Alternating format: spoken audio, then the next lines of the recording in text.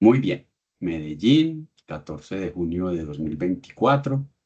Según el reglamento vigente, el doctorado en Gestión de la Tecnología y la Innovación de la Universidad Pontificia Bolivariana convoca a la comunidad científica y académica a la defensa pública de la tesis, la formación de capacidades humanas de innovación en el pregrado universitario que defenderá el estudiante Andrés Felipe Peláez Cárdenas, dirigido por la doctora María Elena Giraldo Ramírez.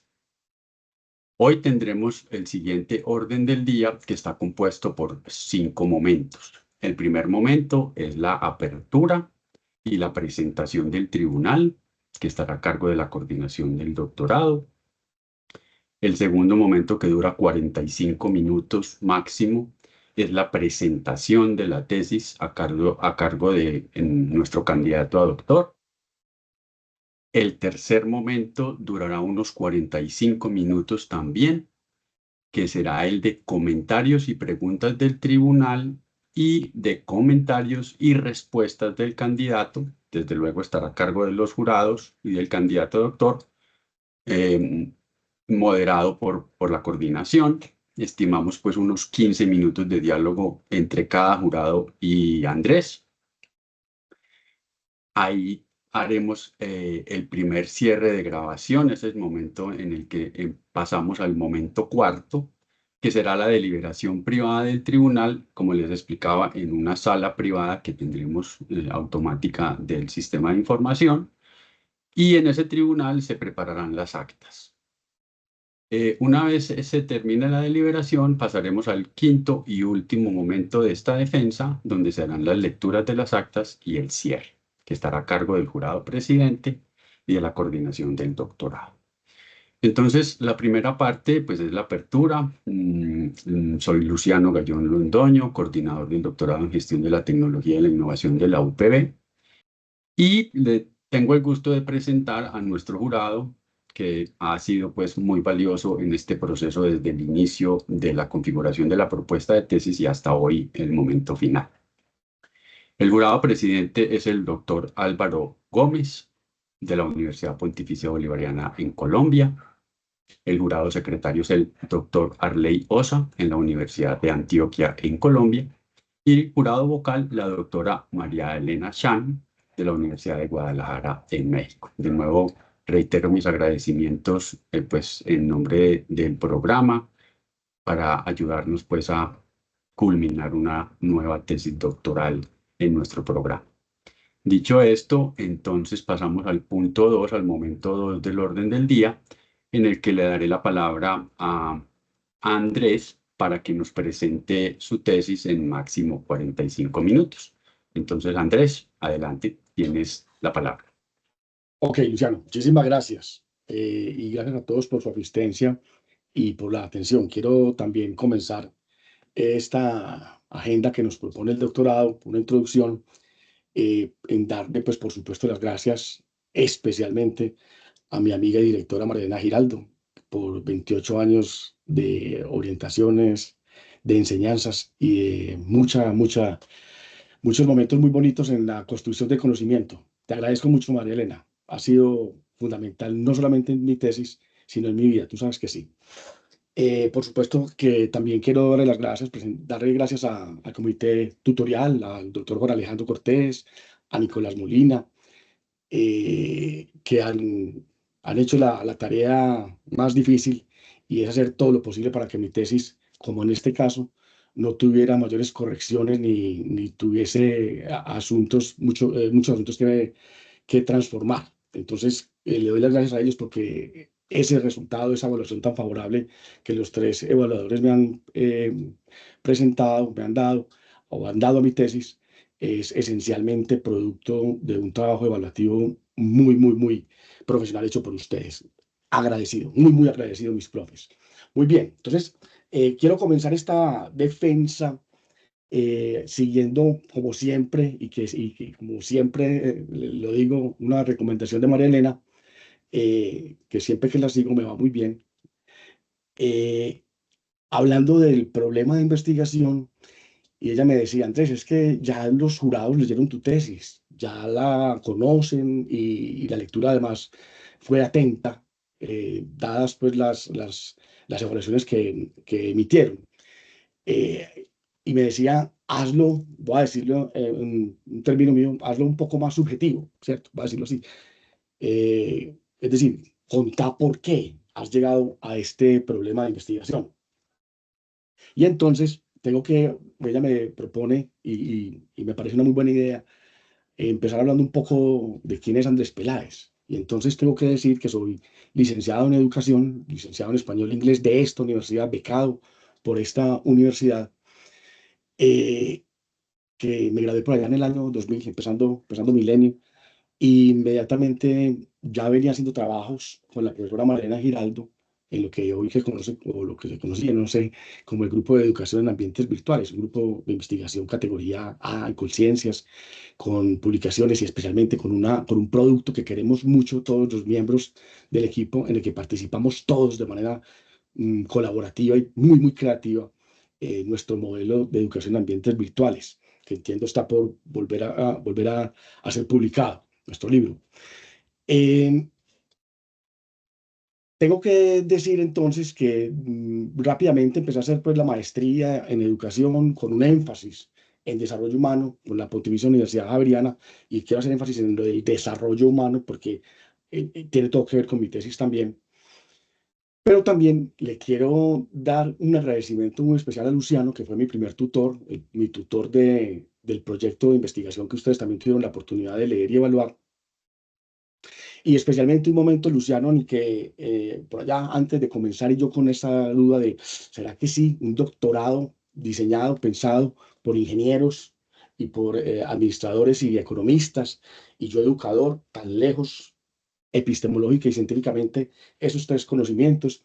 Pero Luciano me decía algo muy interesante que me dijo, me ayudó a tomar la decisión de enfrentarme a la tarea de hacer un doctorado, este doctorado en gestión de la tecnología y la innovación, y no en el de educación, que es lo que regularmente pues, uno podría pensar en hacer como educador. Y él me decía que es que la innovación tiene unas raíces, unos orígenes en las ciencias humanas y en las ciencias sociales, a la que también son muy cercanos pues, por algunos otros estudios en producción de radio y televisión. Y entonces, esa idea de tender puentes o de crear relaciones, que es quizá el más grande aprendizaje que he logrado crear en este proceso, crear relaciones. Y entonces me metí en esta tarea. No siendo fácil, insisto, son tres paradigmas de pensamiento muy, muy distantes, la ingeniería, la economía y la educación. Pero por allá, no recuerdo ya en qué semestre de los 10 de que tuvimos cursos, llegó una profesora uruguaya que trabaja en México, la profesora Gabriela Dutrenit, especialista en esto que se conoce como capacidades de innovación. Y la profesora, en sus explicaciones, en todos los diálogos que tuvimos en un seminario doctoral, nos daba a entender que era aquello de las capacidades de innovación. Y digamos que básicamente lo que más me impactó era que ella dijera que las capacidades de innovación son las capacidades, son aquellas potencias que tienen las organizaciones para generar y para crear productos o servicios innovadores. Y en esa comprensión, tratando de elaborar esa comprensión, yo decía, pero ¿por qué hablan de capacidades organizacionales si finalmente los que están organizados somos humanos, somos sujetos? Es decir, la capacidad no solamente es de la organización, sino que su origen, su fundamento está en las personas, en quienes innovan realmente, en quienes crean e innovan. Y entonces, esto ya me generó un otro interés más profundo, que por allá un profesor, uno de mis primeros tutores, el doctor Fernando José Restrepo, que ya había hecho su tesis doctoral en filosofía sobre el enfoque de las capacidades humanas. Yo empiezo a hacerle estas preguntas sobre las capacidades de innovación y tal, y él me dice, bueno, elaboramos ahí ciertas comprensiones. Y, y pues voy a decirlo así, pareciera que él se hubiera entusiasmado más que yo a un momento en que en una de aquellas confusiones normales que tenemos todos los que estamos investigando, la normalidad es la confusión, yo le presento a Fernando José otra idea, otro tema, otra idea, porque no estaba entendiendo muy bien esto de las capacidades. Y entonces Fernando José muy seriamente me dice, Andrés, yo a usted no le voy a recibir nada como proyecto de tesis que no tenga como título las capacidades humanas de innovación. O sea, ya quedé ahí matriculado, ya no me podía salir de esa idea. Y entonces empiezo mi proceso de búsqueda y de levantamiento del estado del arte y me encuentro que hay una asociación en el mundo que se llama The Capabilities Approach and Human Development, que fue montada, que fue inaugurada, propuesta por el premio Nobel Amartya Kumar Sen y la profesora Martha Nussbaum. Y entonces empiezo a buscar en esta asociación qué se está trabajando. Y resulta que es un grupo enorme de profesionales, muchos, la mayoría doctores, que vienen pensando, bueno, ¿cómo hacemos para bajar todo este enfoque de las capacidades humanas, un enfoque filosófico y económico, al mundo de la vida, al mundo de la institución, al mundo sociocultural? Y, y me encuentro que no han llegado todavía, no habían llegado en su momento todavía a elaborar los conceptos, las conceptualizaciones necesarias para hablar de innovación como una capacidad humana. Eh, y entonces sigo buscando en el estado del arte y me encuentro que sí, efectivamente, es un concepto que no se ha trabajado todavía, no se había trabajado en el momento. Y en esa búsqueda me doy dando cuenta que entonces, bueno, a alguien en alguna institución, alguna organización tendría que formar las capacidades, esas capacidades para que nuestros profesionales sean innovadores. Y me encuentro con el concepto de emprendimiento y veo que el Estado colombiano, seguramente también por, voy a decirlo así, por una injerencia fuerte de la Organización para la Cooperación y el Desarrollo Económico, la OCDE, empiezan a promover lo que llaman una cultura del emprendimiento y sacan una ley, la 1014 de 2006, hace casi 20 años, que las universidades han sido conminadas a formar el emprendimiento. Sin embargo, el emprendimiento, cuando empieza a buscar de qué trata esto, de qué va esto del emprendimiento, que lo trabajaban los compañeros, los profes, colegas del piso de abajo, los de la Escuela de Economía, Administración y Finanzas, y entonces me doy cuenta que es que por teoría, y especialmente por Joseph Schumpeter, que fue de los primeros que empezó a hablar fuertemente de este asunto, un economista austríaco, pero profesor en una universidad, creo que en Harvard, en los Estados Unidos, que habla del emprendimiento como, como una doble cara. Es decir, no hay emprendedores, no hay emprendimiento sin innovación. Pero entonces yo me decía, bueno, entonces me imagino que esas propuestas de formación en emprendimiento de las universidades buscan formar también capacidades para crear, capacidades creativas y capacidades de innovación, capacidades humanas, ¿cierto? De innovación. Y empiezo a buscar y me doy cuenta que el emprendimiento en Colombia se ha ido desviando, pareciera ser, era mi primera hipótesis, que se ha ido desviando del, de la idea, de esta idea conjunta de formar profesionales innovadores, pero por supuesto que esas innovaciones sean, que esos emprendimientos sean innovadores. Y entonces me encuentro con algunos informes, como este que se llama el Global Innovation Index, que en el año 2021 nos dijo que había desequilibrios en el sistema de innovación nacional, que había muchas deficiencias en la formación de capital humano e investigación, especialmente en productos, lo que llaman ellos en este índice, eh, productos pilares de la innovación, como productos de conocimiento, tecnología y productos creativos. Sin embargo, dice el informe, que también se repite en el año 23, que somos muy fuertes, en cambio, en lo que tiene que ver con la sofisticación de mercados y negocios. Es decir, que las innovaciones que se piensan en otra parte llegan acá y se tropicalizan, se contextualizan, y en eso sí somos fuertes, en apropiarnos de algunas otras innovaciones foráneas, especialmente. Por allá en el año 14, el Banco Mundial saca publica un libro que titula El emprendimiento en América Latina, muchas empresas, poca innovación. Y entonces me doy cuenta que sí, estamos formando un emprendimiento, especialmente en emprenderismo, en empresarismo, perdón, y que para formar una cultura del emprendimiento se requiere mucho más que dar cursos de emprendimiento, especialmente se encargan o se van enfocando los empresarismo, los cursos de empresarismo, en formar a los estudiantes en estructuras organizacionales, ideas de negocio, cómo desarrollar ideas de negocio, cómo hacerlas eficientes, sostenibles, etcétera. Entonces, en mi problema yo sostengo que no es suficiente con promulgar leyes, ¿sí? Desde 2006, esa ley 1014 nos invita a todas las universidades a formar el emprendimiento y a generar lo que llamamos la cultura del emprendimiento, pero que tampoco es suficiente apoyar y financiar emprendimientos, es decir, darle dinero a la gente para que monte su emprendimiento, pues no hace más que un poco repetir lo que ya declaraba el Banco Mundial, y es muchos emprendimientos, pero muy poca innovación. Y tampoco es suficiente crecer económicamente, es decir, que los emprendimientos generen mucho dinero mientras vamos decreciendo con esos emprendimientos, con algunos de esos emprendimientos en biodiversidad, en relacionamiento humano libre, digno y justo, que son conceptos esenciales dentro del enfoque de las capacidades humanas.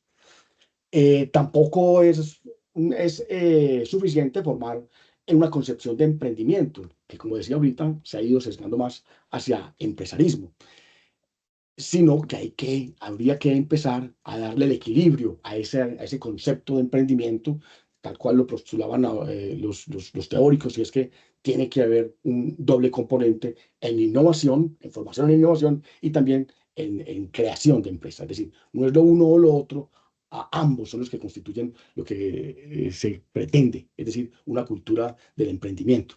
Y tampoco es suficiente formar prescriptivamente emprendedores competentes, pero con escasas capacidades para imaginarse, para relacionarse, para recrearse, para crearse, para innovar en un mundo globalizado, pleno de incertidumbres, complejo y en crisis.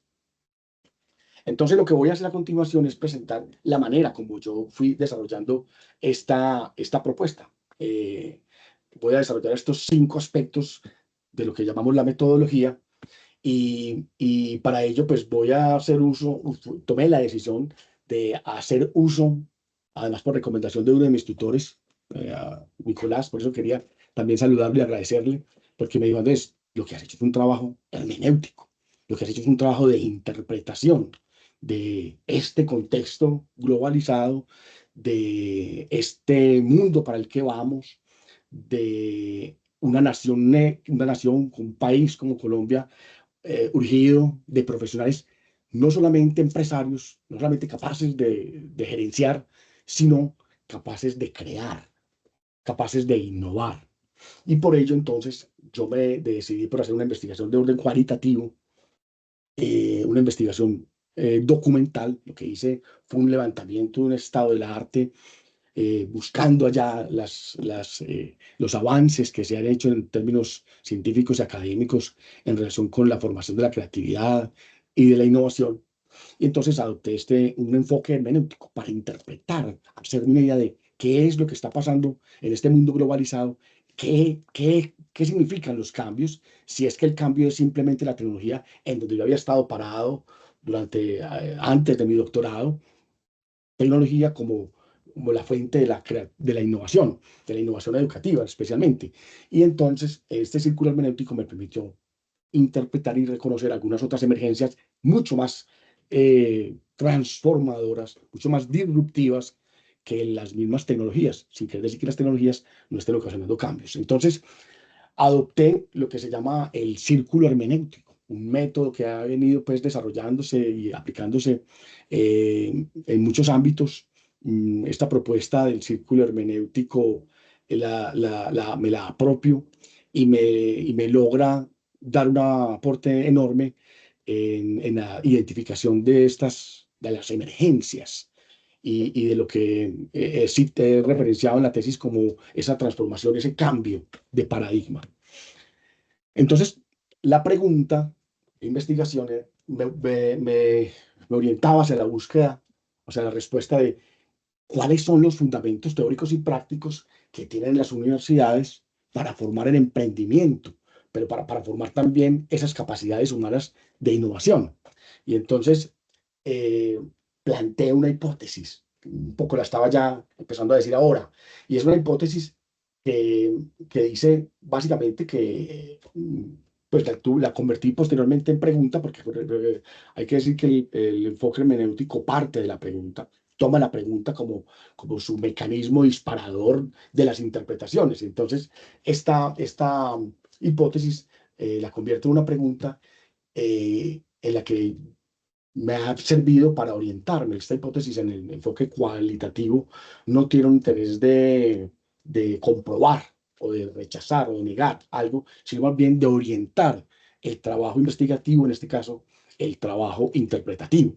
Y entonces, eh, parto de aquel supuesto de que las universidades han desviado sus PI, sus proyectos educativos institucionales, para formar, en vez de formar en mentalidad emprendedora que da lugar a la cultura del emprendimiento, que es lo que invita a hacer el decreto 1014 y todas las reglamentaciones siguientes, sino que se ha formado, se ha orientado a formar profesionales empresarios.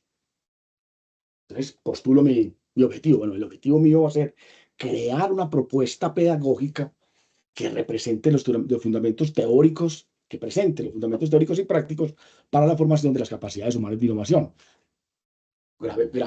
Tremendo problema, y es ya, bueno, y entonces necesito saber qué son las capacidades humanas de innovación, porque como les decía ahorita, todavía no había un desarrollo conceptual en este sentido. Entonces tomé dos rankings, inicialmente había tomado un ranking colombiano, pero por buscando y leyendo acerca del ranking, qué es lo que evaluaba, me di cuenta que realmente ese ranking no se enfoca en evaluar lo que tiene que ver con los aspectos relacionados con la creatividad y la innovación de los estudiantes. Un poco más lo que sí hace el segundo ranking, que es un ranking internacional reconocidísimo, que se llama QS World University Ranking, en el año 2023 dijo la fusión de estos dos rankings, es decir, esto me permitió extraer las universidades que aparecían en ambos rankings. Y entonces están estas 5 universidades: la Nacional, la Universidad de Antioquia, la Universidad en la sede en Bogotá, la Universidad de Antioquia en Medellín, la Universidad de los Andes, estas otras 3 privadas, Bogotá, Javeriana, de donde también soy egresado, y nuestra UPB.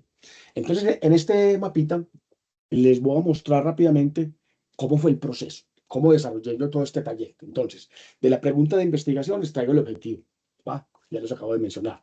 Y ese objetivo se despliega, por supuesto, en los objetivos específicos, 4, y a su vez, dado el enfoque hermenéutico, formulo una o dos preguntas, subpreguntas de investigación. Cada una de estas subpreguntas de investigación fue desarrollado a partir del logro de los 4 objetivos específicos. Voy a hacer aquí eh, una fusión, diría el enfoque hermenéutico, una fusión de horizontes. Voy a trabajar lo planeado, lo proyectado con lo que con los resultados, con lo que he ido concluyendo, con los hallazgos.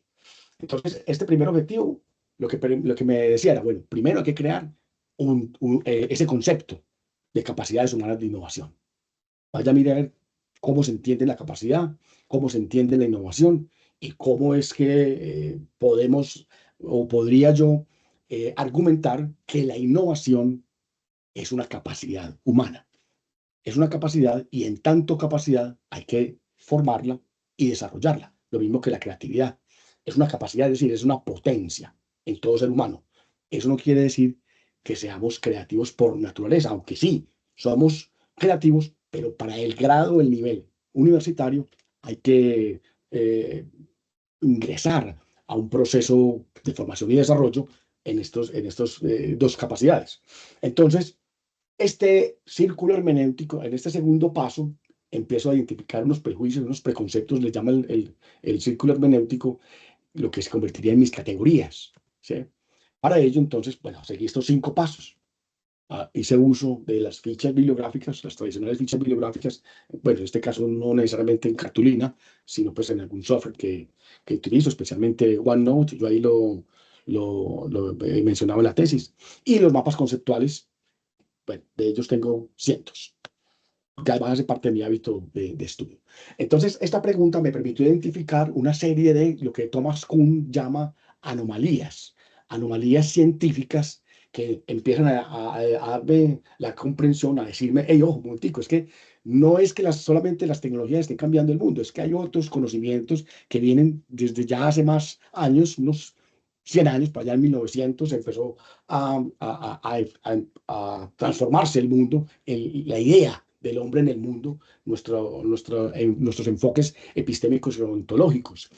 Y empiezo a descubrir y a encontrar unas características propias del modelo en el que se fundó la universidad, que se vino renovando un poco con lo que se ha dado en llamar la revolución industrial, la primera. Sin embargo, seguimos siendo más o menos así. La universidad aún trabaja así, es lógica, es analítica, separados, es lineal, es jerárquica, es materialista, es mecanicista. Y esto empieza a transformarse en este nuevo paradigma. Y identifico anomalías. La física cuántica nos cambia la idea del ser, la idea del hombre en el mundo, en el universo. Las neurociencias cognitivas que ya ingresan al cuerpo humano, especialmente al cerebro y a la mente, que es todo el cuerpo y la mente y el cerebro, para darnos muchas más claridades, superando teorías especulativas y ya dándonos más cientificidad en lo que nos va diciendo acerca de nosotros mismos. La epigenética, una transformación enorme, una transformación enorme. La ciencia de la sostenibilidad, esto de cara a un mundo que va a ser mucho más difícil que conserve la vida humana, la vida planetaria, los ecosistemas, y el enfoque de las capacidades humanas. Y por supuesto, las tecnologías digitales, todas, no solamente las TIC, sino todas las tecnologías digitales. Por ejemplo, esos instrumentos que se han utilizado en neurociencias para ingresar al cerebro, de resonancia magnética funcional. Entonces, construyo, además del concepto de capacidad humana, la idea de que estamos creando un nuevo paradigma un nuevo paradigma científico, un nuevo paradigma de conocimiento, un nuevo paradigma cultural, al que le he llamado paradigma digital relacional.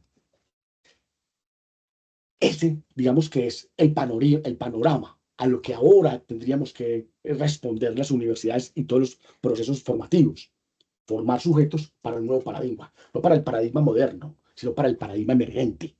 Un paradigma emergente que habla de asuntos disruptivos en relación con el paradigma de la modernidad y desarrolla además del concepto de capacidades humanas lo que yo considero son tres pilares que no podemos olvidar hoy en la formación de profesionales universitarios. Y es uno, desarrollar el pensamiento relacional digital. Es decir, que el sujeto sea capaz de relacionarse a sí mismo en su multidimensionalidad, que sea capaz de hacer uso de las tecnologías en beneficio del desarrollo de su multidimensionalidad. Por ejemplo, hoy la inteligencia artificial, que es una de tantas, pero tremendamente disruptiva. En ese sentido, propongo que el conocimiento universitario sea expandido, es decir, que no nos enfoquemos solamente en enseñar conocimiento científico fundamental en la innovación, sobre todo en la innovación tecnológica, sino también que seamos benevolentes con el humano y expandamos ese conocimiento hacia el interior del humano mismo. Por eso hay un ciclo que más adelante voy a presentar, que se llama el propedéutico, que dice que es necesario que nos conozcamos. Y eso no es una idea mía, eso es una idea por allá del oráculo de Delfos que nos decía, conócete a ti mismo. Entonces, conocernos a nosotros mismos implica también conocer cómo gestionamos nuestras emociones, cómo estudiamos, qué hábitos creamos, qué hábitos debemos transformar. Las universidades, como parte de las conclusiones, no forman capacidades básicas que tienen que ver con la gestión de las emociones. Eso todavía no ha entrado al salón, no ha entrado al currículo. Está dentro de las intenciones de los PI, pero todavía no hemos sabido cómo pega eso, cómo se puede desarrollar eso en el aula de clase.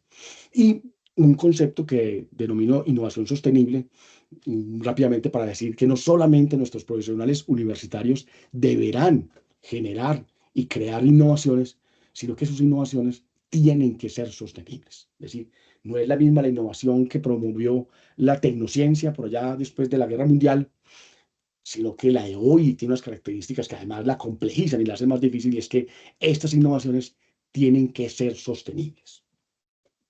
Entonces aquí está un concepto de capacidades humanas de innovación. Quiero simplemente leer hasta aquí, dice, entendido como los relacionamientos libres, un concepto fundamental en la Amartya Sen, concepto de libertad en tanto capacidad. Es decir, la capacidad es la libertad, sostiene Amartya Sen, la capacidad es la libertad de tomar decisiones agenciadas y críticas. Es decir, en las que las decisiones que un sujeto toma mm, son fundamentadas en conocimiento, pero además son decisiones que pretenden o que tienen la intención de darle, de promover aquello que es valioso para él.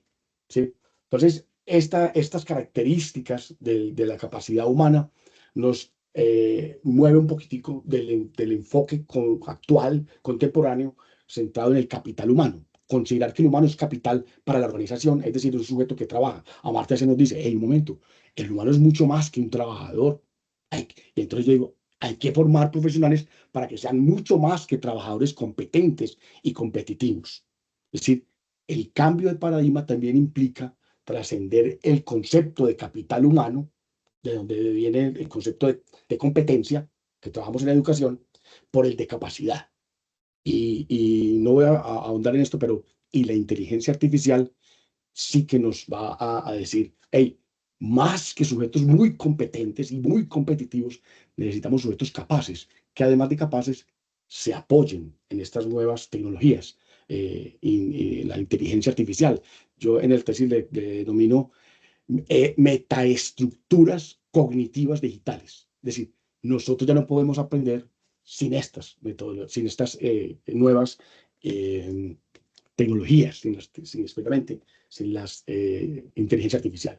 Entonces, en esta multidimensionalidad que nos enseñó Amartya Sen en el índice de desarrollo humano, considerar que el desarrollo es mucho más que ganar dinero, que crecer económicamente, entonces yo digo, no, es que el humano entonces también es multidimensionado y la neurociencia cognitiva me ha ayudado mucho a entender cuáles son esas dimensiones. Entonces hago esta propuesta. Es decir, pasar de un enfoque educativo centrado en la cognición y en el desarrollo de habilidades cognitivas a un proceso formativo que además involucre estas otras dimensiones de la mente consciente humana, en donde hay hoy cualquier cantidad de desarrollos científicos para entender qué es eso de la conciencia. Hoy tenemos que trascender el paradigma de formar sujetos que aprendan y sujetos que sean capaces de competir en el mundo laboral a sujetos que además sean capaces de sentirse multidimensionados y en este sentido crear e innovar. Solamente cuando el sujeto es capaz de hacerse consciente, es capaz de crear. Claro, hay muchos desarrollos científicos también que nos hablan que el inconsciente tiene una fuerte actividad en el proceso creativo. Por eso nos mandan a dormir, por eso nos mandan a disiparnos, a caminar, a hacer deporte, a conversar, a reír, porque impacta en el inconsciente mientras que va trabajando y va incubando esas nuevas ideas. Estos son los tres conceptos que les mencionaba ahorita, pilares de la formación para el desarrollo, formación y desarrollo de las capacidades humanas de innovación. Y este es una forma como yo propongo entender hoy el desarrollo, la formación de la creatividad. Todas estas tres, en un gradiente ascendente, digámoslo, son, constituyen la creatividad, son creatividad. Un primer, una primera instancia más básica de la creatividad, que es la que denomino aprendizaje creativo, en la que nosotros como humanos creamos nuevos patrones de conocimiento, nuevos patrones mentales, nuevos patrones cognitivos y los relacionamos. No solamente crearlos, sino relacionarlos para que sea creativo. ¿Sí? No solamente se trata de absorber conocimiento, sino de relacionarlo para llegar a esta segunda instancia, que es la instancia de la creatividad aplicada, en la que ya esas relaciones y esos patrones me sirven para resolver problemas o satisfacer necesidades mías. Y el grado máximo, que es la innovación sostenible, en la que el sujeto ya no solamente propone soluciones convenientes y pertinentes para sí, sino que además propone soluciones que sean posibles de ser utilizadas o apropiadas por los otros, por el mercado, a lo que llamamos innovación. En el segundo, ya una vez realizado este proceso, entonces me voy a lo que en el método del círculo hermenéutico se denomina el diálogo con los textos. Y en el diálogo con los textos, lo que hice fue, bueno, ahora necesito adoptar otro método de análisis de esos PI universitarios para identificar más claramente cuáles son eh, esas, esos fundamentos teóricos que subyacen a las propuestas universitarias. Como les decía ahorita, cada uno de los objetivos se veía orientado por una pregunta de investigación. Entonces, apliqué el método de la teoría fundamentada a través de sus 3 etapas de codificación: abierta, axial y selectiva. Estos son algunos de los fundamentos teóricos de las universidades, por supuesto, muy sintetizados, pero que me sirvieron en el objetivo número 4 para, bueno, cómo lo piensan las universidades, cómo lo intencionan las universidades, que es precisamente lo que pretendía el objetivo específico número 3, que era caracterizar las intencionalidades pedagógicas de las prácticas. Y para ello realicé entrevistas semiestructuradas a directivos docentes, en su mayoría directores de docencia, para que ellos me dijeran cuál era la intención de la formación, cuál era la intención que orientaba las prácticas de enseñanza en cada una de sus universidades, específicamente lo relacionado con la creatividad y la innovación. Y, por ejemplo, la Universidad de Antioquia dice que forma profesionales competentes y socialmente responsables, habla de conciencia crítica. Ya aquí hay un acercamiento y allá también pues, me fortalezco para mi propuesta en lo de la conciencia.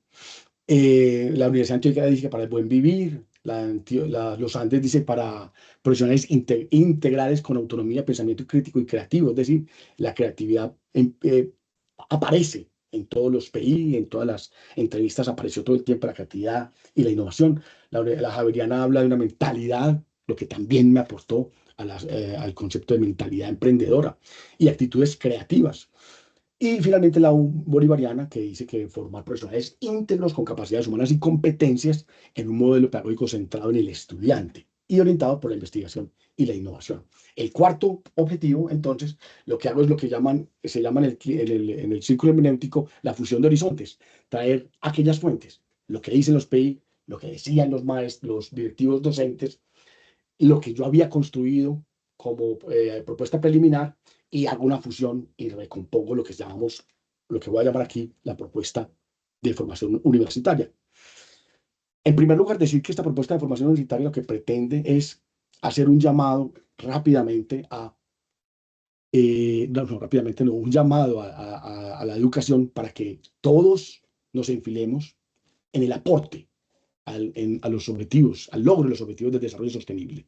La clase, el proceso formativo, el proceso de aprendizaje, los procesos investigativos no pueden estar desligados de los objetivos del desarrollo sostenible. Esto todos nos tenemos que poner a afilar, nos tenemos que afilar en ese mismo propósito, o enfilar en ese mismo propósito. Entonces, esta propuesta propone que esas universidades que tienen capacidades de innovación, representadas en sus maestros, conformen grupos de investigación para compartir con sus estudiantes procesos investigativos. Yo les llamo experiencias creativas, experiencias de aprendizaje, experiencias creativas y propuestas innovadoras a partir del concepto de comunidades. En este caso, comunidades de aprendizaje y comunidades de práctica que van a poner en juego, digamos, y van a ejecutar lo que se conoce como el pensamiento de diseño o design thinking en 4 ciclos de formación. Un ciclo propedéutico que, como les mencionaba ahorita, pretende que el estudiante se conozca a sí mismo, cómo es capaz de crear sus propios hábitos para aprender y para crear. Luego se contextualice y conceptualice esos contextos, es decir, hay que entrar en una relación directa con el entorno ecosistémico y con el contexto sociocultural, para de allí identificar necesidades y problemas que puedan ser resueltos a partir del tercer ciclo, al que llamamos ciclo creativo, en las comunidades de práctica. Es decir, que en las comunidades previas, comunidades de aprendizaje, podríamos decir de comunidades de aprendizaje creativo, pasan a este tercer ciclo a unas comunidades de práctica, es decir, allí se propone que los estudiantes realicen tareas relacionadas con la aplicación de los conocimientos en contextos situados, un poco la formación situada. Hay que traer y desarrollar ese concepto de formación situada. Y finalmente, un ciclo de innovación y emprendimiento en el que se pretende dar equilibrio a estos dos conceptos que van a dar lugar a la cultura del emprendimiento para generar propuestas innovadoras. Estas son, voy a pasar aquí rápidamente, son algunas de las capacidades humanas, las básicas, que devienen de cada una de las interacciones y relacionamientos por las dimensiones de la mente consciente, en relación directa, aquí hay simplemente una propuesta, en relación directa con algunos de los objetivos del desarrollo sostenible. Es decir, estos objetivos del desarrollo sostenible, así como los presento, nos van a ayudar mucho como excusas para el desarrollo de esas capacidades humanas. Estas son las capacidades a desarrollar en el siguiente ciclo, en el segundo, este es en el tercero, insisto, voy a pasar por aquí muy rápidamente, para llegar a unas conclusiones, esencialmente para decir que las universidades están en un proceso de transición, es una formación basada en investigación, es decir, todas declaran ser universidades orientadas por la investigación, que han retomado la investigación y eso es un logro enorme, que la investigación ya figure, no solamente como un curso, como una línea, sino que haga parte de las intencionalidades de esas prácticas. Eh, También hay que decir que las propuestas formativas siguen perpetuando lógicas curriculares y didácticas propias del paradigma anterior, es decir, la linealidad, la jerarquización de los conocimientos, el aislamiento de las escuelas, de las áreas, ¿sí? Cada uno por su lado, inclusive dentro de nuestras prácticas, cada uno entra al salón y le echa llave a la puerta y empieza a trabajar él solito, y cuando sale es otro mundo. Las universidades se enfocan en formar sujetos competentes o profesionales competentes para el mercado laboral. Habría que ir más allá. Habría que ir más allá de acuerdo con las intenciones del enfoque. Las propuestas formativas no contemplan especialmente el desarrollo de capacidades básicas. Están muy centrados en las universidades en formar en conocimiento. Así llamamos competencias. El foco es el conocimiento científico. Hay que hay que formar en algo más al estudiante para que sea capaz de crear. Es necesario el desarrollo de su mente consciente. Y hay que trascender la formación de aspectos técnicos y empresariales para así queremos desarrollar una mentalidad emprendedora. Entonces, pues, concluyendo también, digo que para formar capacidades humanas de innovación en este nuevo paradigma se requiere trascender la transmisión, es decir, la transmisión de conocimientos como una posibilidad de muchas otras que contempla la experiencia.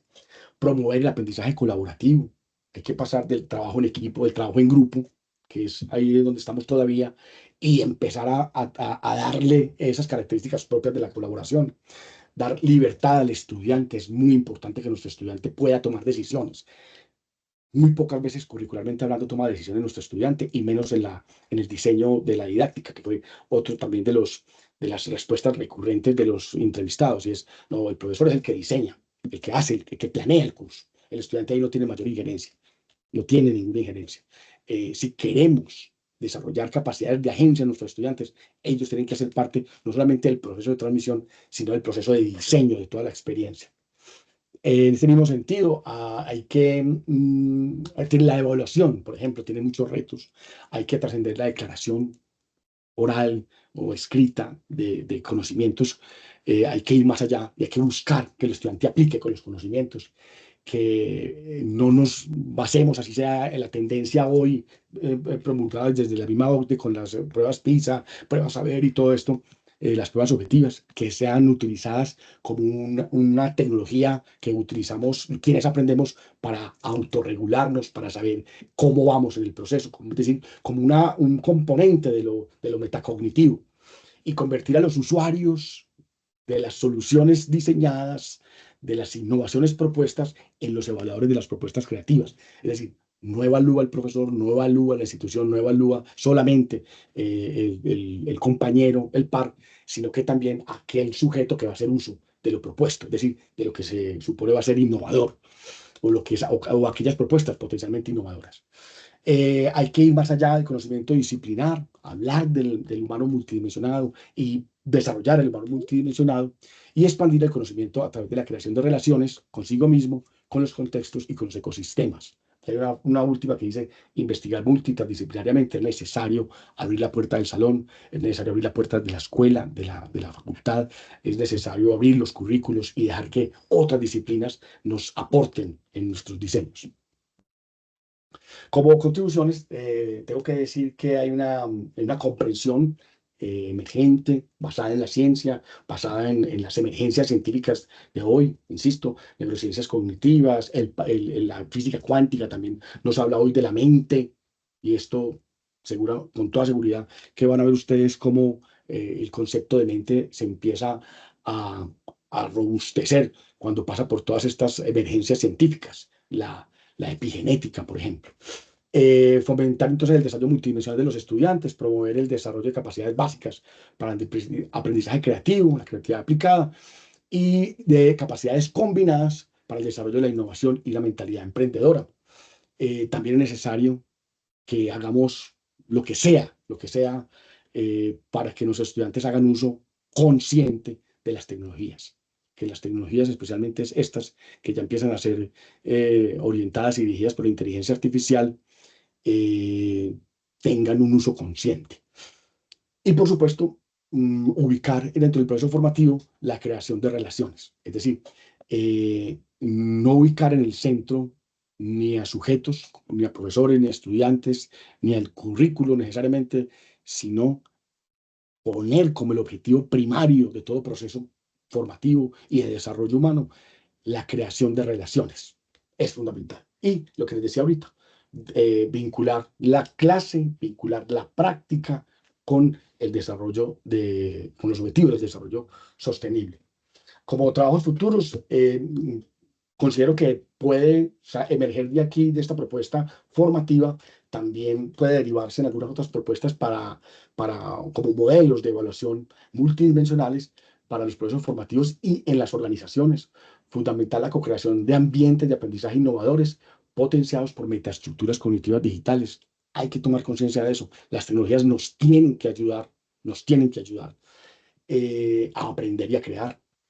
No es que ellas vayan a crear, que eso es lo que puede que vaya a pasar rápidamente con la inteligencia artificial, que la pongamos a crear.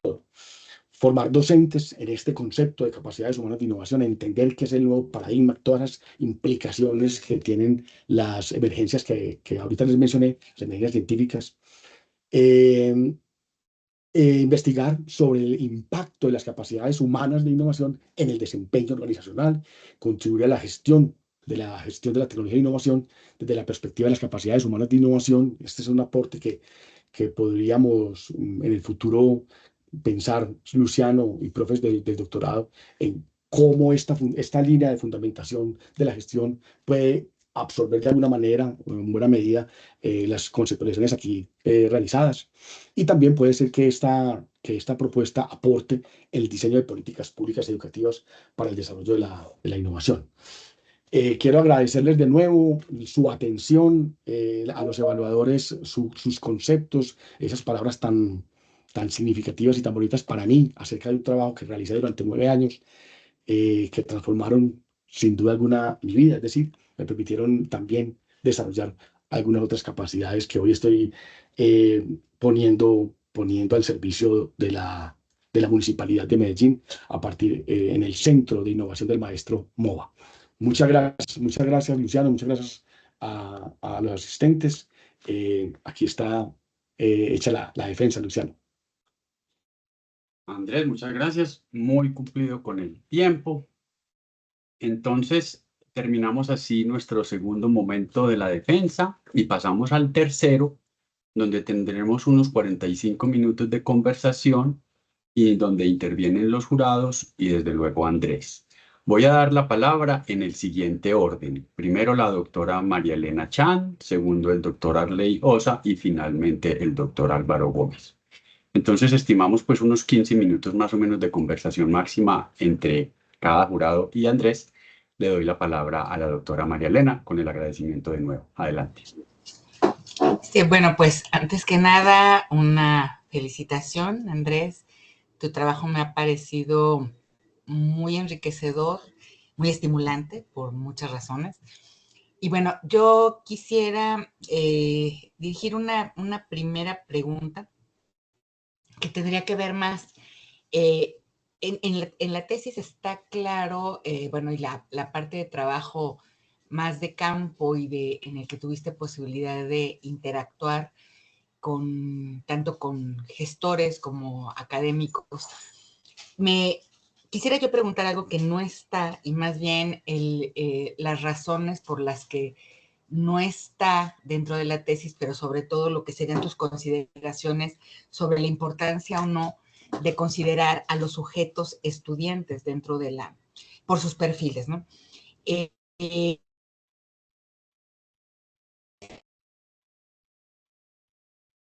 Profesor, fue el audio. Y Nos se está colgó un yendo. poco. Doctora María Elena, ¿nos escucha? No, tenemos como un problema de comunicación.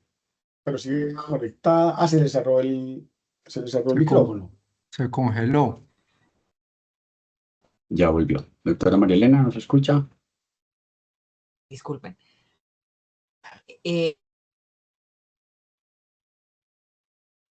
No, no la estamos escuchando. Si quieres, puedo dar respuesta a esta primera pregunta, mientras que la profe habilita de nuevo la conexión. Pero esperemos un momento. Ahora, ajá. Doctora María Elena, sí, sí, la escuchamos. Perdón, voy a apagar la cámara porque parece haber problemas con la señal. Ok. Bueno, repito, la pregunta tendría que ver con el por qué no se consideró el acercamiento a los estudiantes, pero sobre todo mi pregunta tendría que ver si consideras que el perfil de los jóvenes hoy requeriría algún tipo de acercamiento particular para lo que tú estás proponiendo, o sea, qué tanto pesan las características de los jóvenes actualmente, porque habría más que literatura, porque no hay tantos acercamientos empíricos a lo que son los nuevos perfiles de los jóvenes, pero a mí me llamó la atención el que no hubiera alusión a eso, o sea, qué tanto, por qué, no sé si es deliberado, y más bien eso es lo que me gustaría saber en tu planteamiento. ¿Por qué trabajar más desde de la perspectiva de docentes y gestores, dado que es un tema curricular, claro, pero qué pasa con el perfil de los estudiantes, ¿no? ¿Consideras necesario en otro momento o por qué no se hizo el acercamiento? O sea, ¿cuáles son tus razones?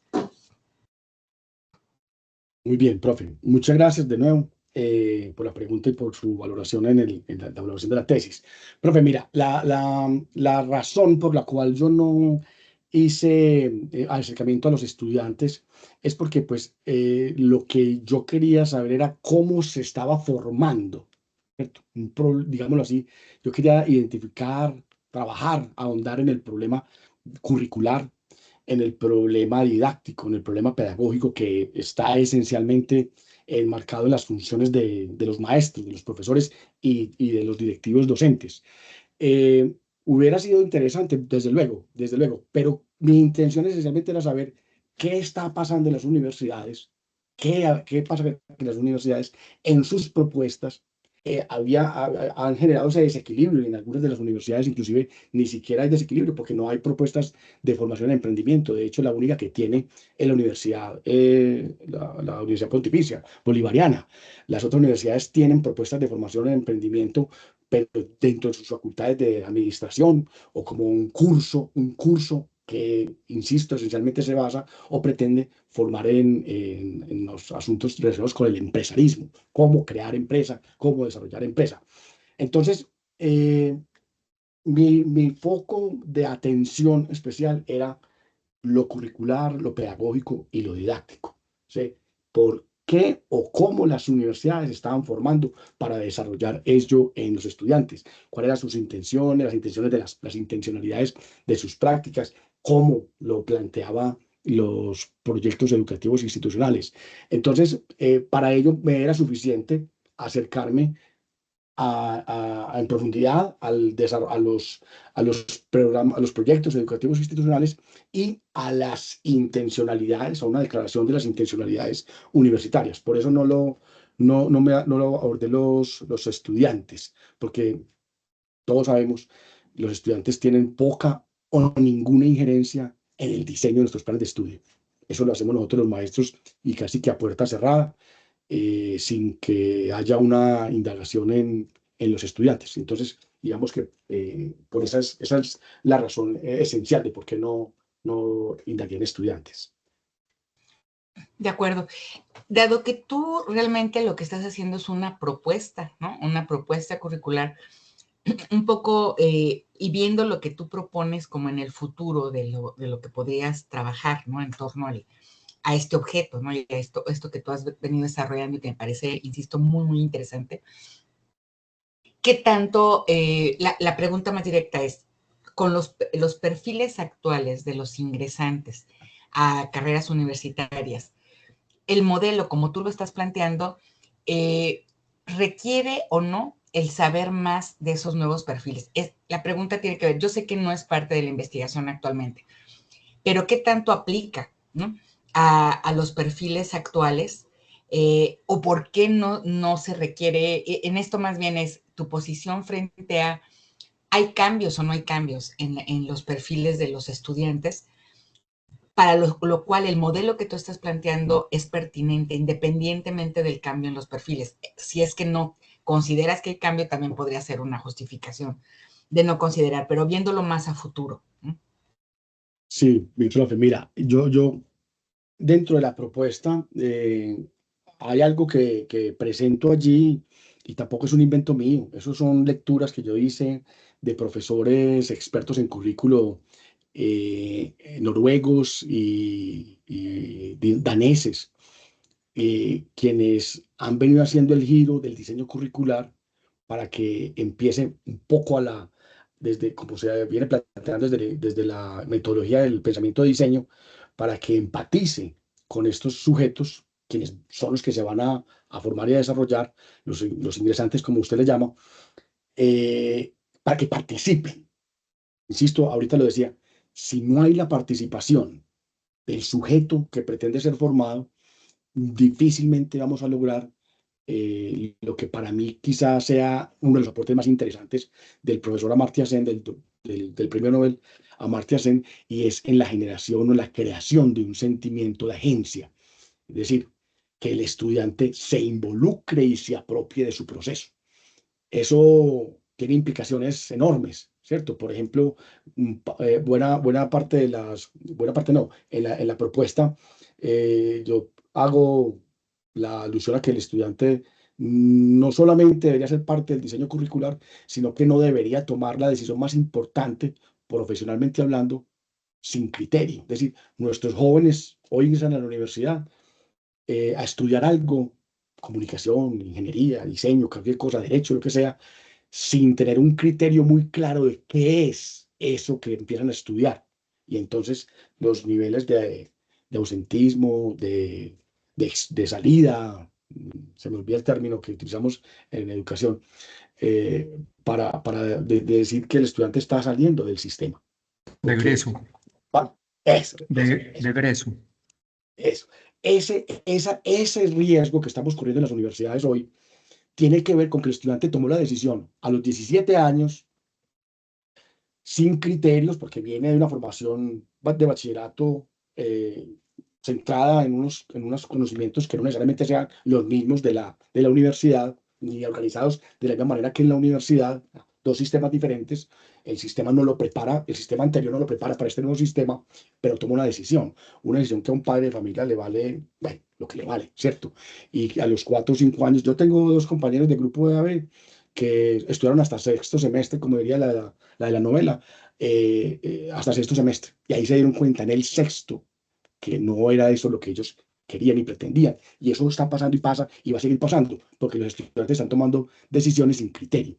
Entonces, claro que hay que tener en cuenta al estudiante. Hay que ingresarlo en el diseño curricular, hay que ingresarlo, hay que hacerlo que participe del diseño didáctico. Él tiene que ser parte de eso.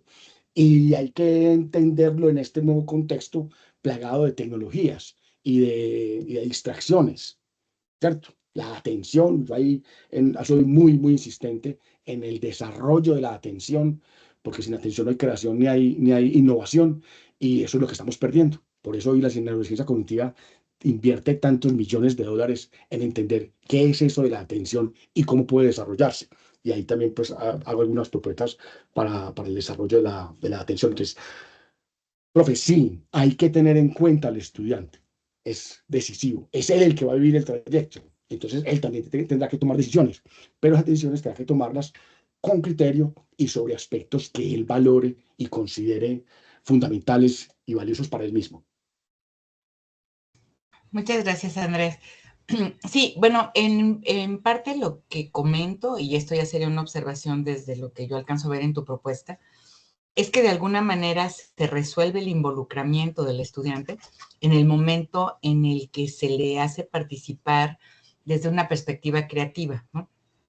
O sea, creo que en parte lo que yo desde un planteamiento pedagógico, desde la dimensión pedagógica veo en el proyecto, es que estás resolviendo una parte en la que ahora, desde la perspectiva de muchos educadores, hay como esta crisis, ¿no? Justo por lo que tú comentas, la gente puede entrar todavía con demasiada información por procesar acerca de su propio futuro, o sea, la gente no tiene manera de decidirlo a estas edades. Pero lo que sí resuelve la propuesta, me parece, es que el involucrarse creativamente en algo que supone sobre todo un hábito o desarrollar una capacidad, ¿no? De innovar, independientemente del giro que tomara la vida, ¿no? Si pensaran en combinar con otras carreras, eso que es más fuerte ya estaría dado, ¿no? Desde esa lógica es que yo lo alcanzo a ver, independientemente estoy de acuerdo en que claro que hay que involucrarlos, pero me parece que de alguna manera tu propuesta va por ahí, ¿no? Entonces, bueno, ese era un comentario que yo quería hacer en función de un valor que le doy a la propuesta, ¿no? Desde el punto de vista pedagógico. Vale, vale. Sí, sí, profe, hoy hay una emergencia también de corrientes pedagógicas que obedecen a cómo desarrollar la creatividad. Y digo esto es porque pensar para el desarrollo de la creatividad implica una transformación enorme de la universidad, enorme. Casi que tendríamos que decir que fundar una nueva universidad que se oriente hacia esas otras intenciones diferentes a la de enseñar, ¿cierto? Son dos intenciones y por tanto dos sistemas y dos estructuras y dos formas de relacionamiento diferentes. Entonces hay que ir dando el giro hacia ese otro paradigma, digámoslo, que es el de la creatividad y el de la innovación, que hoy se hacen cada vez más necesarias. Muchas gracias, Andrés. Bueno, por mi parte sería todo en esta ronda. No sé si después Ok, podemos. muchas gracias. Gracias. Muchas gracias, mi profe. Doctora María Elena, muchas gracias. Entonces, pues siguiendo el orden propuesto, le doy la palabra al doctor Arley Pozo.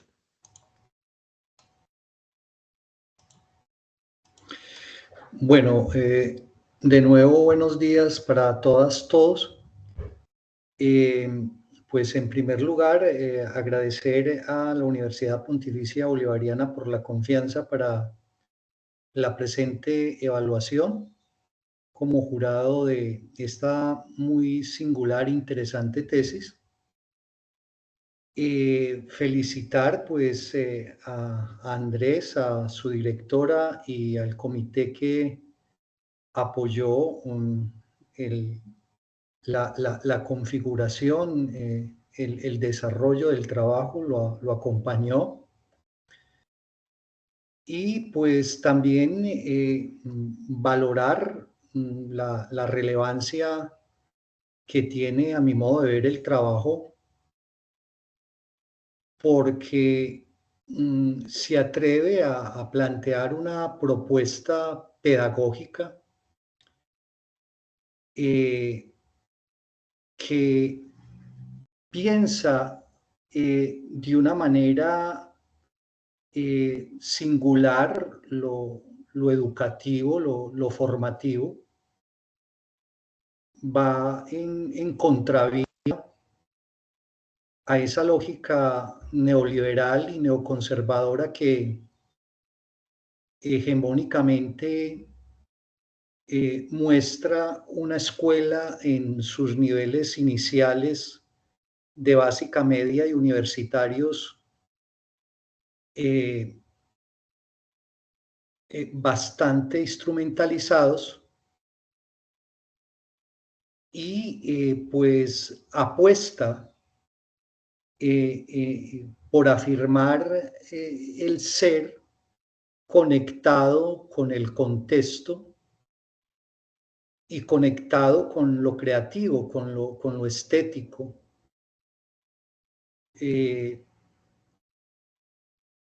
Y con la innovación, ¿no? Es una cosa interesante.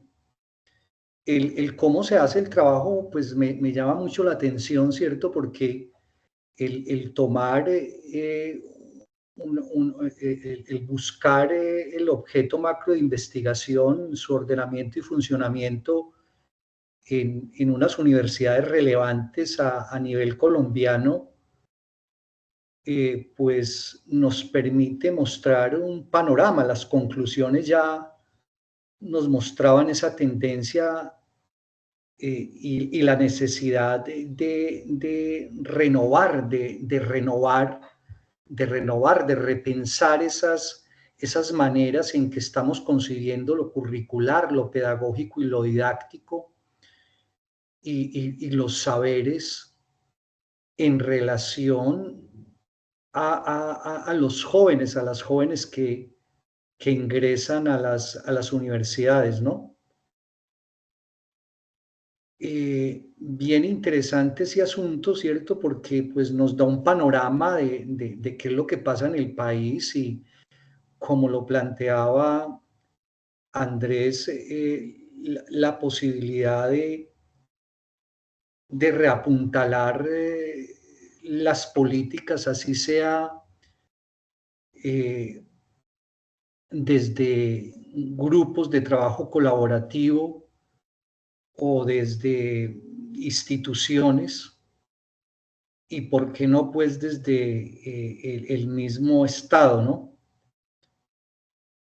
Entonces me parece eso bien interesante.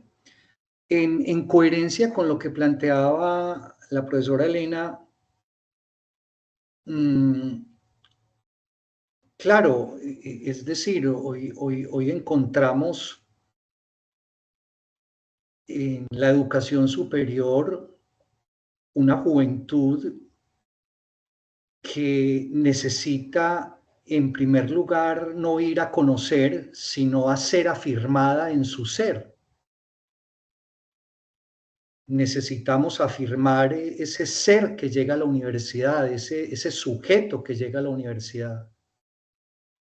Y lo necesitamos afirmar no preponderantemente de manera cognitiva. Claro, eso es muy importante, eso es fundamental. Pero necesitamos afirmar esa sensibilidad en el sujeto, necesitamos afirmar eso emocional en el sujeto, necesitamos afirmar esa conexión del sujeto consigo mismo, con su corporalidad,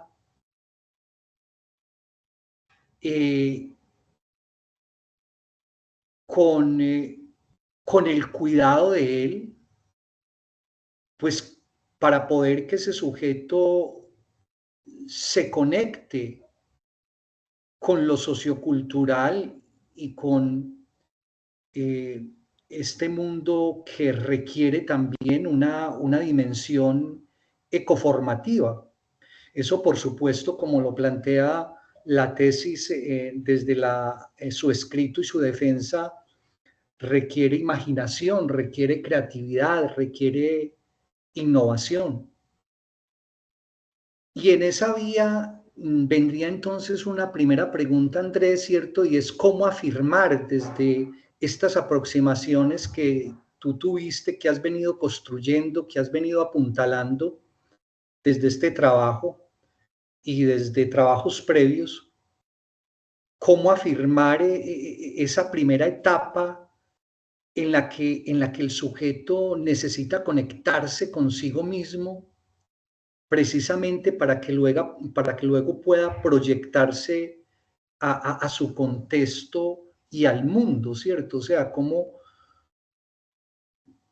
Y en la perspectiva que lo decía la profesora Elena, ¿cierto? Con unas características muy propias de unos sujetos producidos por dispositivos culturales, producidos en relaciones de saber-poder, producidos por lógicas económicas neoliberales y neoconservadoras.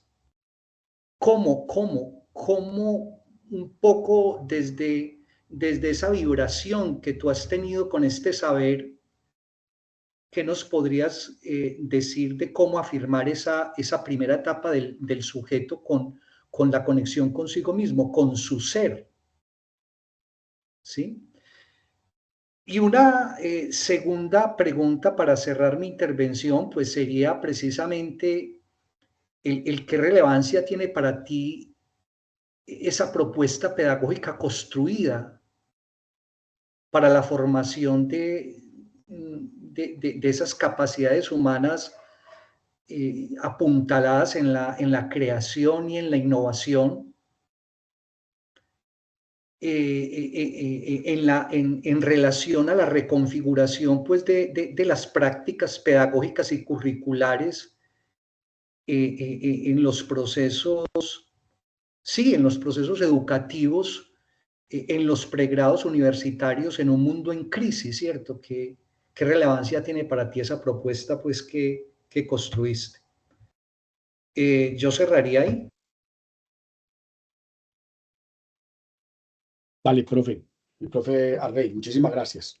Además, por sus bonitas palabras en la evaluación. Profe, mira, esta propuesta, voy a decirlo de esta manera.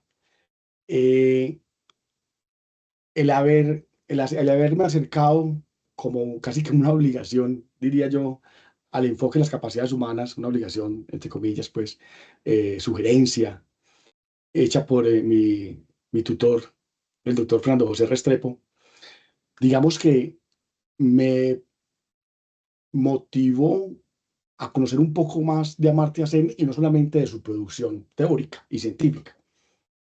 Me refiero al premio Nobel que propone las capacidades humanas, capacidades humanas, el enfoque de las capacidades humanas.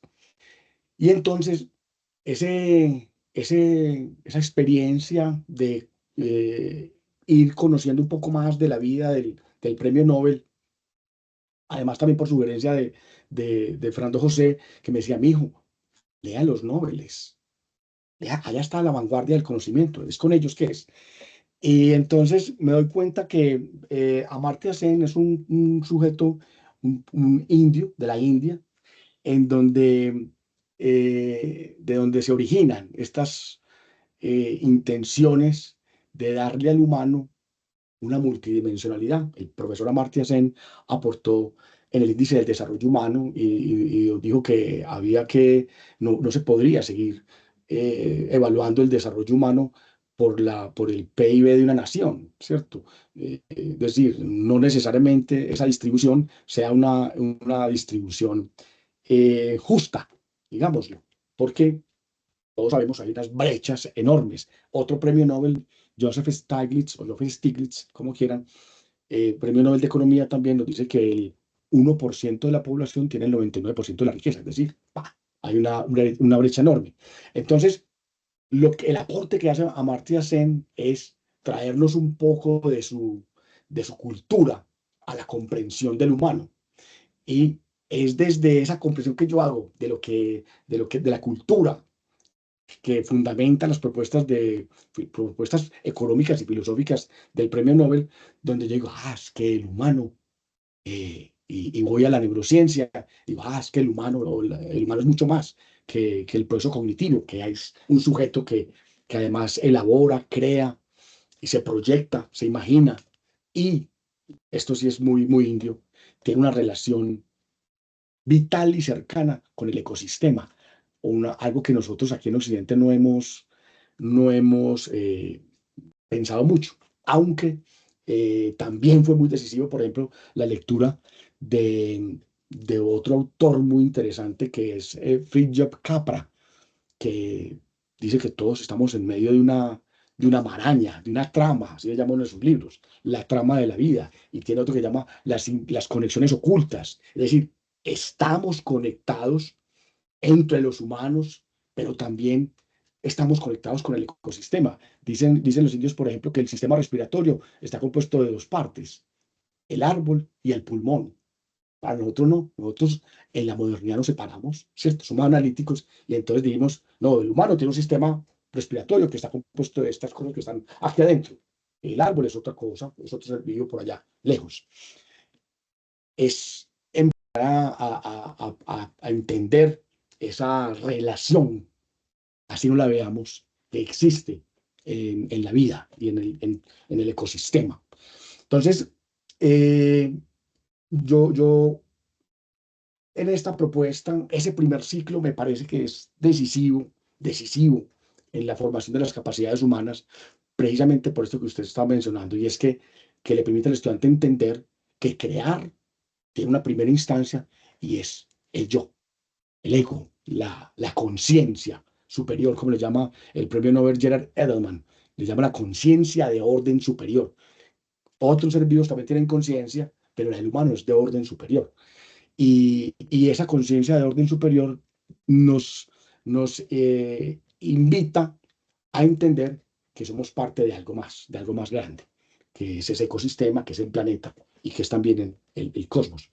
Entonces, mm, si nosotros esperamos que el estudiante venga de bachillerato, de su formación inicial, eh, sabiendo claramente quién es, cómo aprende, cómo crea, cómo innova, vamos a dejar una brecha, vamos a seguir dando una brecha en esto tan importante para la mente humana. En segundo lugar, profe, la relevancia de esta propuesta pedagógica. Bueno, en términos personales, este acercamiento a la cultura, a las culturas orientales, me han hecho, con toda seguridad, transformar mi forma de ver la vida, la manera de ver la vida. Y ahora, en la posición, en el cargo, en la oportunidad que estoy viviendo con la Secretaría de Educación Distrital de Medellín, empezar a trabajar con los maestros y me he llevado además una muy grata sorpresa y es que en el Centro de Innovación del Maestro donde estoy laborando ahora en MOVA también hay un interés muy bonito de que nuestros maestros se reconozcan como seres, como sujetos, como humanos y empiecen a conocer, a desarrollarse. Y entonces esta propuesta la estoy ahí insertando dentro de las líneas de formación de MOVA en dos especiales, que es el desarrollo humano, la línea de desarrollo humano y la línea de reflexión metodológica. ¿Cómo podemos hacer para que estos maestros de la escuela, de la institución educativa en Medellín, primero se entiendan y se formen y se reconozcan como humanos multidimensionales, humanos que requieren gestionar sus emociones, sus sentimientos, y eso es la clave para el aprendizaje. No hay aprendizaje sin una gestión previa de emociones, no hay. Entonces, ese es uno de mis más grandes aprendizajes y esa es, digamos, buena parte de mi deseo hoy, de que estas conceptualizaciones lleguen a alguien más y que, así como ocurrió conmigo, puedan transformar y, digámoslo, robustecer el concepto del humano de cada uno de nuestros maestros con los que recibimos allá en los procesos de formación. Vale, profe, muchísimas gracias de nuevo.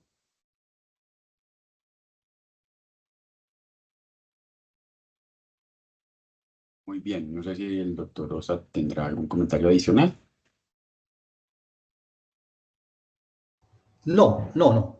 Esos eran los tres aspectos a los que quería referirme. Muchas gracias. Gracias a usted. Bueno, finalmente entonces estos últimos 15 minuticos que estamos muy bien en el tiempo, le doy la palabra al doctor Álvaro Gómez. Adelante. Bueno, Andrés, un gusto saludarte y a todos y bueno, agradecerte también por el trabajo. Yo me divertí mucho leyendo tu tesis. Más pues que preguntas, yo quisiera como suscitar pues algunas inquietudes en las que se puedan conversar sobre un tema que, reitero, nos apasiona y tiene que ver con lo siguiente. Hoy tenemos pues siempre hemos tenido retos significativos para el sistema educativo, pero hoy hay unas disrupciones, tú las mencionas, las ciencias cognitivas nos están entregando una información relevante que tal vez no se había profundizado. Stanislas de Jaén, al que tú también mencionas, nos dice que cómo vamos a saber cómo enseñar si no sabemos cómo aprenden los sujetos, qué está pasando en el cerebro de cualquier persona que aprende. Entonces, pues todas estas nuevas disciplinas, las tecnologías emergentes nos están entregando elementos que están poniendo de algún modo en crisis eso, la manera como enseñamos. Entonces, mi primera reflexión tiene que ver con, tú nos entregas una propuesta, es desde tu perspectiva, ¿cómo mejoramos? Pues yo tengo algunas reflexiones, pero voy a hacer como las más importantes, como desde tu perspectiva, ¿cómo podemos mejorar el reto del despliegue de las propuestas pedagógicas, curriculares y didácticas que, como tú lo sabes, tenemos a veces muy bien establecidas en los proyectos educativos institucionales, pero por diversas razones se van difuminando y se van volviendo, digamos, muy ausentes en las aulas de clase. A veces no es culpa incluso del maestro, a veces es, por ejemplo, el paradigma del programa curricular, del curso, del rol que tiene el profesor en el aula de clase. Entonces, ¿cómo hacer ese posible, pues como los retos que tú ves desde el despliegue, que tal vez es de las cosas en las que más nos preocupamos, por lo menos los que estamos en las instituciones educativas? El otro elemento tiene que ver cómo hacer, tú sitúas de una manera muy relevante en el trabajo, en la tesis, el tema del paradigma digital relacional. Y yo creo que el paradigma digital relacional no está hoy, está anclado en el discurso educativo como una preocupación. Incluso surge la pregunta, a nosotros nos ha preguntado, bueno, ¿qué está haciendo la Universidad Pontificia Bolivariana con la inteligencia artificial, ¿cierto? Y ahí dice, no, hay unas posiciones positivas, hay otras posiciones absolutamente pesimistas en torno al tema de la inteligencia artificial. Nosotros hemos decidido asumir una posición crítica, pero tú sitúas pues el paradigma digital relacional y la pregunta es, en el trabajo que has planteado, ¿cómo poner el paradigma digital relacional como más en el centro hoy? No total, pero cómo ponerlo en el centro de digamos, de las apuestas que tenemos en lo pedagógico, en lo curricular y didáctico. Y lo último es, nosotros y lo acabas de tocar un poco, pero también desde tu perspectiva, nosotros, los estudiantes llegan de 16, pues cada vez nos llegan más chiquitos, pero llegan de 16, 17 años a la universidad. Y a veces, en términos de capacidades humanas y de habilidades, para no mencionar pues el tema de competencias, pues hay unos desarrollos que es complejo potencial, aunque no imposible, ¿cierto?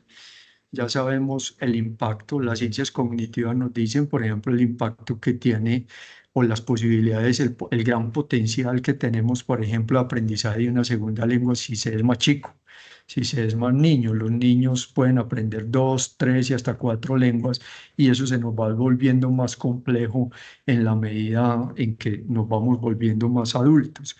Entonces, un poco como, digamos, qué hacer reitero, lo tocabas, en relación con todo el tema de creatividad como generador de innovación en un sistema educativo en el que ya nosotros recibimos a los chicos pues con unas capacidades.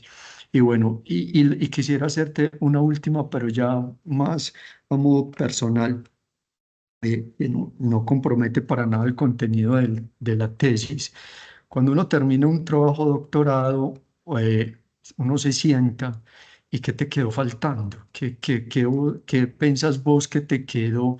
Te sentaste, lo terminaste, uno se siente muy feliz, en fin, pero vos decís, Me quedó faltando tiempo para esto. Álvaro, no te escucho, qué pena. No sé, ¿qué me quedó faltando? Me cerré yo. En tu trabajo de grado, tú Hola, no, dices, no te escucho. Luciano, ¿tú voy escuchas? Ah, a ahí sí, ahí sí, ahí sí. quitarla, No, voy Sí, a ahí sí. quitarla, voy a yo quitar. estaba escuchando. Sí, por favor, Sí. Álvaro, si le puede repetir antes, que creo ¿Qué que a quedó él. faltando? Me estabas preguntando, Andrés, te Álvaro. sentaste, terminaste tu tesis y dices, vea, yo me quedó faltando esto, yo hubiera profundizado en esto, simplemente como curiosidad. Te agradezco mucho. Sí, Álvaro, muchísimas gracias. Muchísimas gracias. Bueno, Álvaro, yo creo que formar para el desarrollo, ¿cierto? Una cosa es formar simplemente para enseñar y otra cosa es formar para que el otro desarrolle. Eso requiere mucho más tiempo, mucho más tiempo. Nosotros a veces somos, yo lo denomino así, nosotros como universidades y como maestros somos codiciosos cognitivamente. Pretendemos que nuestros estudiantes aprendan mucho conocimiento. Pero por eso, y voy a citar al mismo que tú citaste ahorita, Stanislas Dehaene, que dice que hay que dormir para poder aprender. Uno de los 4 pilares que él menciona, la atención, el compromiso activo, la retroalimentación y el ciclo del sueño, como el componente fundamental o uno el componente fundamental, además de la experiencia, la vigilia, para la creación de patrones cognitivos. Eh, lo que quiero decir es que no es posible que el sujeto aprenda mucho en un día, ¿no? Tiene en capacidades de innovación, en este otro campo de conocimiento, hoy se habla de capacidades de absorción de las organizaciones, es decir, qué tanto es capaz de absorber una organización, es decir, las personas, un conocimiento en un periodo de tiempo. Es decir, que los estudios organizacionales son más cautelosos que nosotros mismos en los procesos formativos. Son más cautelosos en saber, hey, es que por más que nos transfieran, que intenten transferir un conocimiento a la organización, no podemos simplemente como ingresar paquetes de datos de manera indiscriminada durante un tiempo reducido. Es decir, se requiere descansar, se requiere dormir, se requiere darle el tiempo al cerebro para que, yo lo digo así, haga ese recubrimiento que en neurociencia se llama la sinapsis, ¿cierto? Y no solamente que haga la sinapsis, sino que además se fortalezca durante la noche con la segregación de lo que llamamos la mielina, que fortalece las conexiones sinápticas. Eso tiene que pasar la noche. Hay que darle tiempo al cerebro para que establezca. Entonces, tenemos que bajarle, voy a decirlo así, bajarle a la intención de que el estudiante aprenda muchos conocimientos, porque tampoco es posible, nuestra capacidad de absorción no es tal como creemos. Eh, y de otro lado, pues también necesitamos que nuestros maestros sean los primeros que desarrollen esas capacidades, ¿cierto? Un poco lo que me dice ahorita, ¿cómo podríamos implementar esto? Pues el primero que tenemos que impactar en el desarrollo de las capacidades son los maestros, porque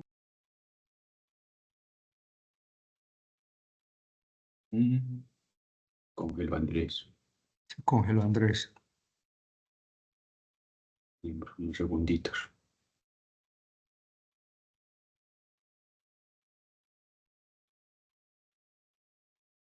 ¿Será de pronto escribirle que apague la cámara? No sé. Puede ser. Parece que sí. Tuvo una desconexión. Esperemos unos segunditos.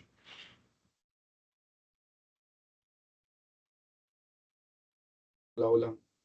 Ahí te escuchamos, Andrés. Ahora sí. Bueno, listo. Sí. Está la red, la red. Entonces, estaba diciendo que el primero que tenemos que impactar es al maestro y hay que definitivamente desarrollar en nuestros maestros capacidades creativas y de innovación, o sea, capacidades básicas y capacidades combinadas o relacionales de innovación, porque lo que hoy se sabe también es que un profesor creativo ofrece oportunidades creativas para los estudiantes, oportunidades creativas, quiero decir, oportunidades de que el estudiante pueda vivir experiencias en las que crean nuevos conocimientos, crean nuevos patrones cognitivos. Entonces es un primer punto necesario e ineludible en un posible proceso de implementación de esta propuesta. ¿Qué pondría yo como en el centro del paradigma? El desarrollo de la mente consciente. Allá vamos, no bastará con que formemos sujetos con muchos conocimientos científicos, si antes no hemos hecho todo lo posible para que nuestros estudiantes y futuros profesionales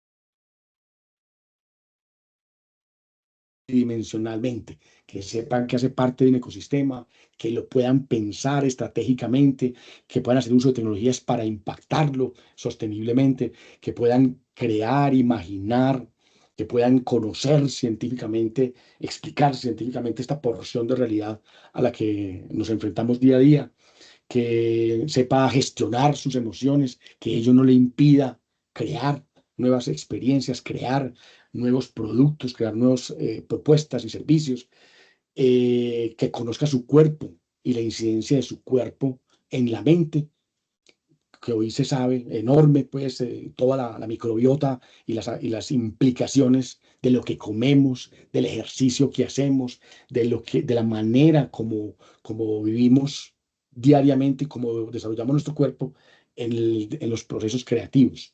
Un sujeto desequilibrado corporalmente, pues también tendrá implicaciones en sus capacidades para crear y para innovar. Y finalmente, Álvaro, ¿qué me queda faltando de esta propuesta? Te lo voy a decir con el corazón en la mano.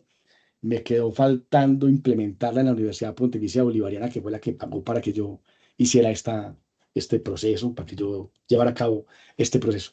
Pero bueno, hoy ahí está la propuesta, es de la universidad. Hoy también tengo la oportunidad, como decía ahorita, de buscar su implementación con maestros del distrito, y eso también me hace muy, muy feliz, que todo este esfuerzo, que todo este tiempo de 9 años que yo le he dedicado con todo el amor posible a este trabajo, los maestros de mi contexto puedan también aceptarla y darle la bienvenida Gracias, Andrés. a vos. Bueno, muy bien. Gracias, doctor Álvaro. Muy cumplidos los 3 jurados y Andrés en el tiempo. Entonces, pues dentro de nuestro protocolo y una vez finalizada esta etapa formal, ya puedo proceder a darle la palabra a la directora, la doctora María Elena Giraldo, si quiere hacer algún comentario al respecto del proyecto.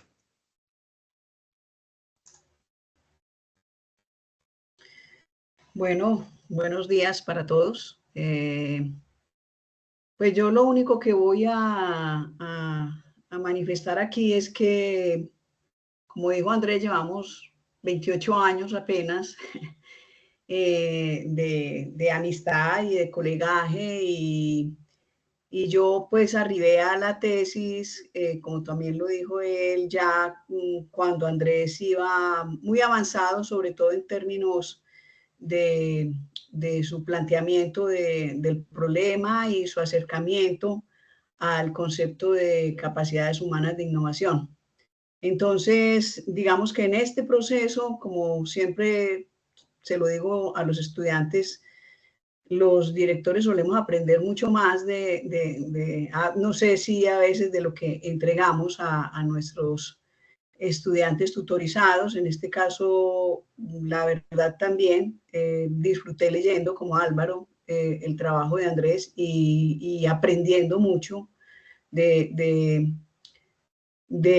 todo lo que Andrés trabajó en la propuesta. Yo creo que pues lo que quisiera destacar en este punto realmente es la dedicación y el rigor con que Andrés hizo su trabajo, sobre todo su trabajo revisión de la literatura, su trabajo documental y su trabajo de armar pues como todo ese andamiaje de erudición que presenta de manera muy consistente en su tesis y que le permite llevar y aterrizar a una propuesta pedagógica para la formación de las capacidades humanas de innovación. Entonces, nada, pues yo pues felicitar a Andrés porque he sido parte, pues testigo de este proceso y sé que tampoco ha sido sencillo para él. Felicitarlo a él y agradecerle a los evaluadores por su lectura juiciosa y también por sus comentarios, de los cuales también yo creo que Andrés pues aprendió mucho y yo también pues en mi rol de directora. Bueno, nada, pues Andrés, felicitaciones, estás ya a un poco de lograr este cometido que te propusiste hace poco más de 8 años. Muchas gracias por el espacio, Luciano. A vos, Diego. Gracias a Muchísimas gracias a ti. vos. Gracias a ti, María Elena. Bueno, muy bien. Entonces, en nuestro orden del día estamos en este momento cerrando el momento 3 y por lo tanto, entonces voy a detener la grabación de esta primera parte para, como les decía, nuestros registros de calidad y también para los recuerdos que va a tener Andrés pues, de su tesis. ¿Qué sigue? Sigue